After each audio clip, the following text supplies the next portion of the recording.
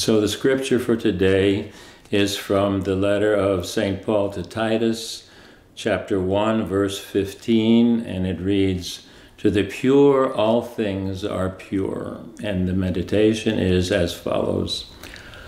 I once read a story about a visit to a coal mine. At the entrance to the mine, where everything was covered with thick black dust, there was a clean snow-white flower, totally untouched by the dust. Visitors to the mine would look with incredulity at the flower, not believing their eyes, and could not understand the reason for this strange phenomenon.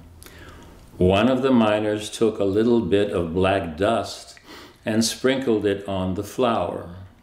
Not a single particle stayed on it. Everything fell off, and the white petals, clean and untouched, looked out as before from the surrounding black dust. It turns out that the essence of these thin petals is such that nothing foreign sticks to them. They are not receptive in this sense.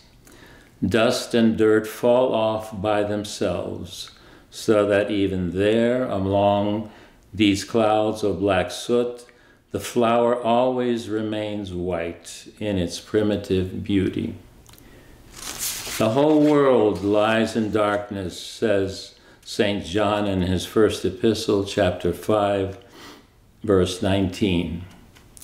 Every day we find ourselves amid sin and malice. Moral impurity covers the whole world with black dust like a thick veil. It penetrates everywhere and rages with terrifying force. But we believers are called to remain pure and untouched amid all this filth. To the pure all things are pure, says the apostle. A soul washed by Christ must not touch anything unclean.